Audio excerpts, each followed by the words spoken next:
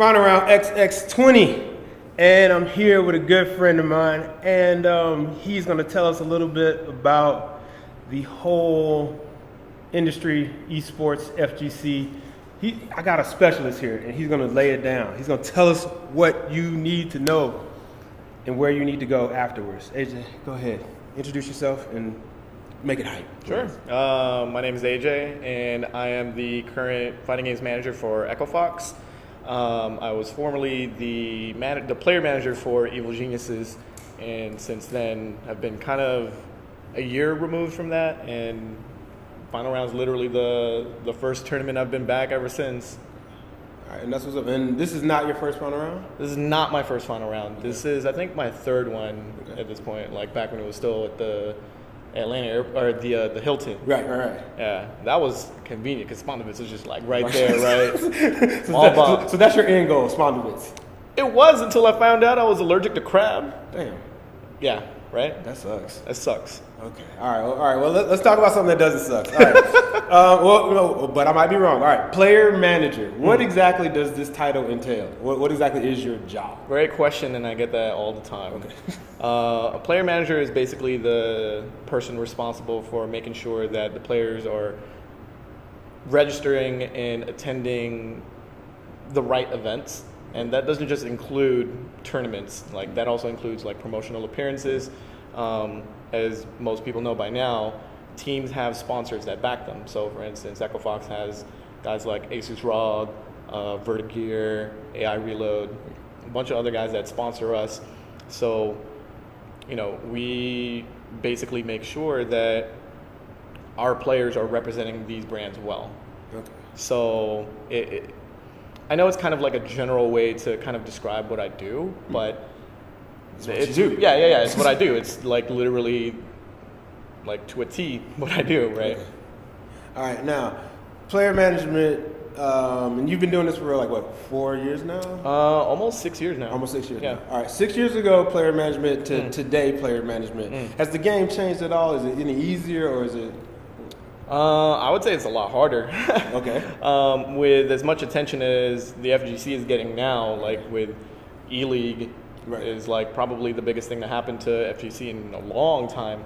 Right. There's definitely a lot of eyes on fighting game players now. So we're getting a lot of requests for guys like Justin Wong, Tokido, Momochi, all these guys to come out to various promotional events. So going back to what my job entails, my job is basically to make sure that I get them the proper sort of like exposure, while at the same time I do my best to not hinder their practice time or their travel time going to and from a tournament. Like this spring alone is going to be ridiculously busy for all the players. Like last week we had Topanga League, so I was there watching Momochi play. This weekend is obviously Final Round. The weekend coming up, there's South by Southwest, and the week after that, E-League starts, and that's just within a month.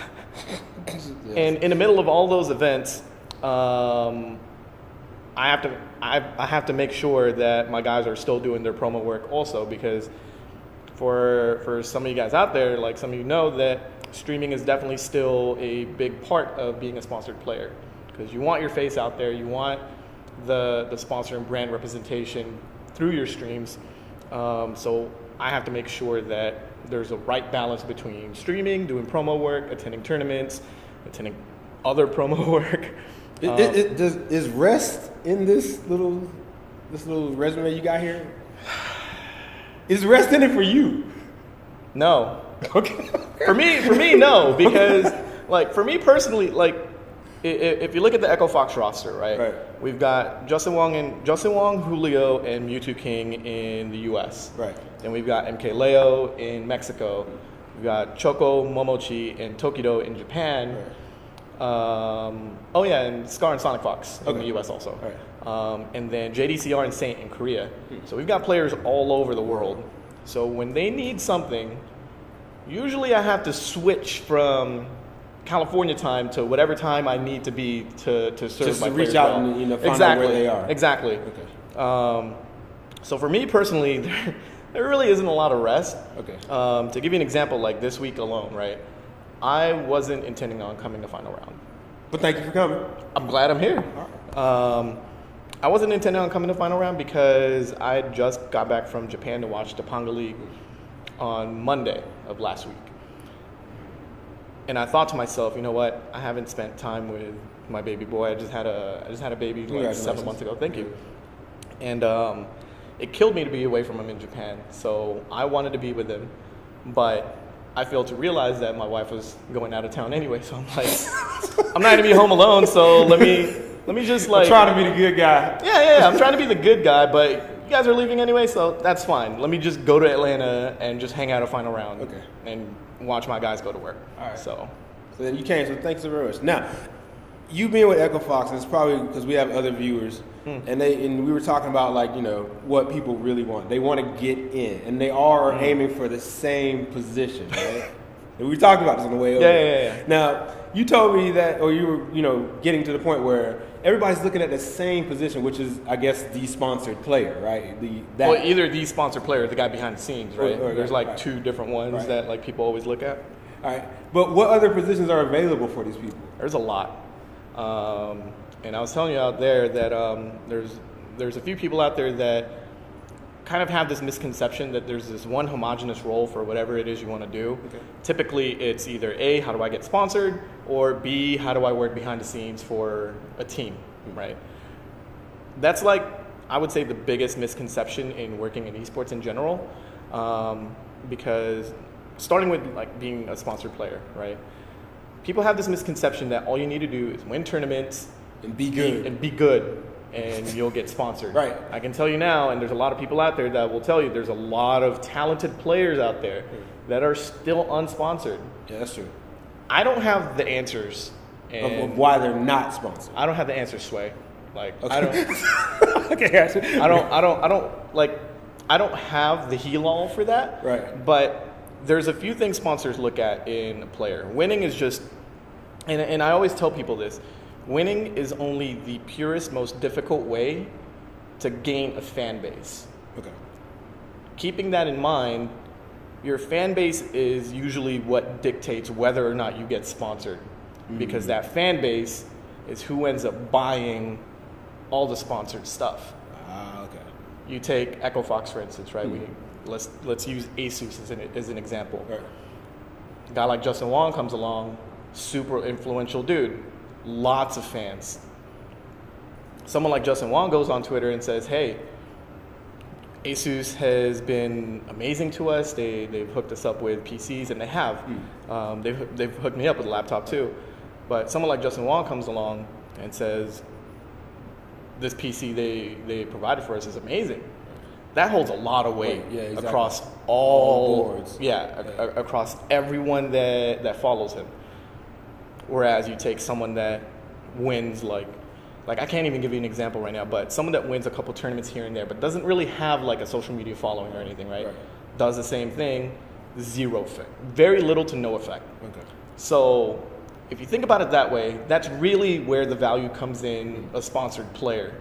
So again, going back, being good at a game and winning tournaments is only an effective way to build a fan base. There's a lot more you can do, and there's a lot more effective ways to do it. Right. Not as effective as winning. Winning is by far the most effective way to do that, but that's the end goal. The end goal is for you to build that fan base and be influential enough for a sponsor to notice. And consistently be in the media. Exactly. So they can actually see you. Exactly.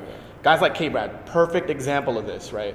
K-Brad hasn't really won anything super major in a really long time. Like, I think the last time he really won anything super major was SCR, 2-3 years ago? Okay. I forget. But when he beat Infiltration, right? And he hasn't really won anything super major ever since. But K-Brad is someone that's super valuable in this space because he is someone that holds a lot of influence. Okay. We just saw the K-Brad Wolf Prone thing happen. And it's already on like mainstream media, right? Everyone picked that up. On the same side of that token, he did the exact same thing at CEO 2 years ago with the Stone Cold entrance, right? Yeah, exactly. You need some kind of showmanship. Showmanship is another facet to that. Okay. There isn't one clear-cut way to get in there and get sponsored, but there are definitely people out there that have already laid down the blueprints to do so.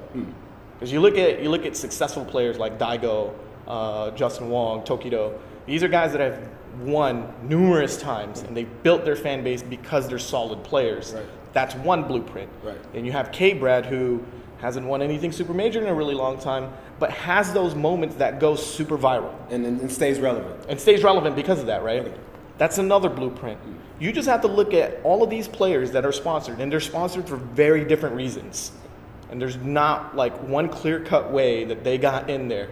There's more than one way to get sponsored as a player.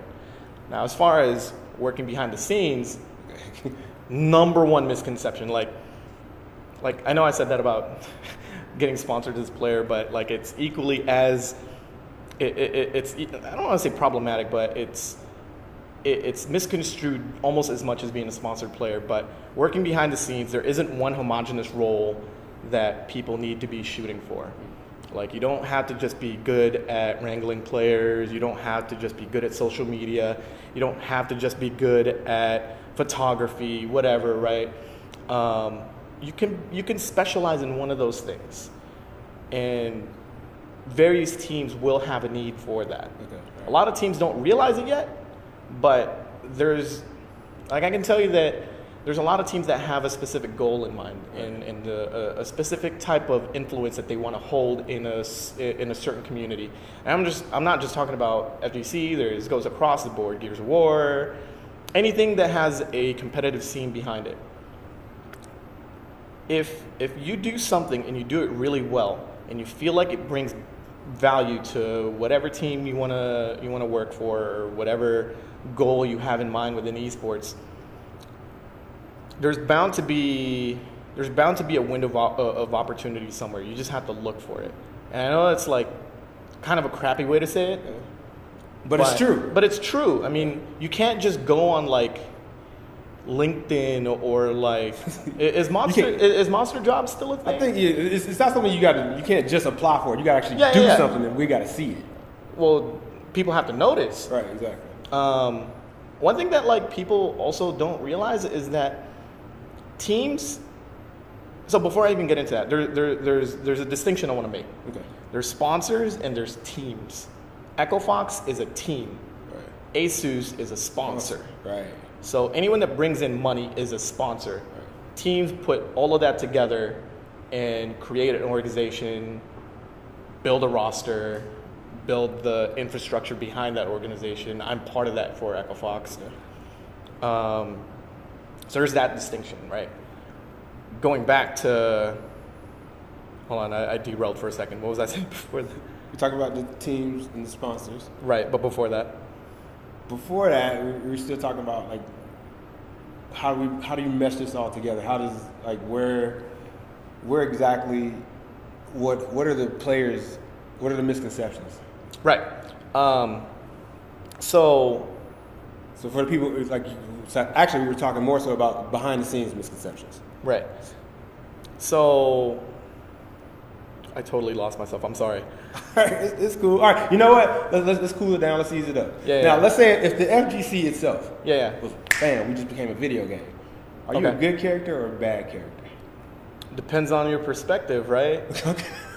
Like, if an NPC if a player just walked up on AJ, is AJ good or is AJ bad? I would say I'm neither. I'm more of an NPC. Okay, because you're an NPC. I would definitely say I'm an NPC because players come to me for stuff, right? Okay, all right. If they need something, I have like that laundry list of items. It's like, you need a flight, it's 150 gil. All right. You need a hotel that's how many matches did you 250 win? gil, right? Yeah. How many YouTube views do you have? Yeah. And then you give them the item. Exactly. So I'm definitely more an NPC than anything. Like I really don't think myself that highly to be like a main character, like a protagonist or an antagonist. Like I just I want to make things happen. Okay. So I'm an NPC. All right. And do you feel that Echofox is giving you a chance to make things happen? Absolutely. Echofox has, I've been really fortunate to have Echofox back most everything that I want to do in this space. Okay. most recently, two things really stand out, and one of them is me hiring a Japanese translator for the team. Okay, which is a good thing. Oh yeah. Big shout outs to Boken. That man has saved my life already in the 1 month that I've had him on board. And he's been able to help me get Choco Momochi and Tokido to understand more fully stuff that even I had problems with back in EG because I didn't have a dedicated translator to do that. Even though Boken was working with me at the time from time to time. Okay. But now that it's more on an official capacity and I can tap on him really at any time, dude has been so invaluable. It's good to have somebody to allocate work to. Exactly. And I feel fortunate enough that Echofox has allowed me to do that. Okay. And then on the player side of things, the most recent thing is me signing JDCR and Saint. Tekken was definitely something I've always wanted to get into, okay. But never really found an opportunity to back in Evil Geniuses. Okay. And again, Echofox was super receptive to that, super supportive, and they were all about it right off the jump. All right, that's what you sound pretty fortunate. But on the last question, just to get things through. Yeah. What does final round mean to you? Final round to me means the start of the season.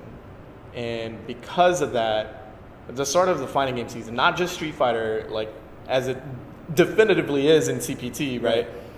But the start of the season because it's the very first event of the year, the very first major event of the year that everyone just attends. I've only, of the 20 years Final Round's been around, I've 20 only, plus, but yeah, 20 plus, right? I've only been fortunate enough to be at the last three. Okay. But seeing it grow literally from the Hilton to here has been ridiculous to me. To a small basement that was our house. That's another story though. And I love seeing that type of growth. Like, I know Final Round's been growing year after year after year. And to me, it also means that I think that seeing the growth in Final Round is almost synonymous to how much the fighting game community has grown in general. And I love seeing that. I love coming in every year to see more and more people. I can't even count how many internationals you guys have this year. Like, it's ridiculous. We need more translators too. Yeah, I agree. we need like a translator pot. We just everybody could share from. Yeah, but you know that's. Oh, going back to FGC jobs. Okay, all right. Translators, get your resumes ready.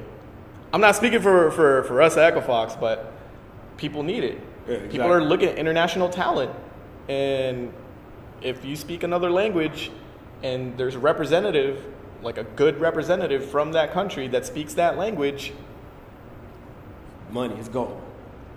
That's what it is. That's your foot in the door. All right.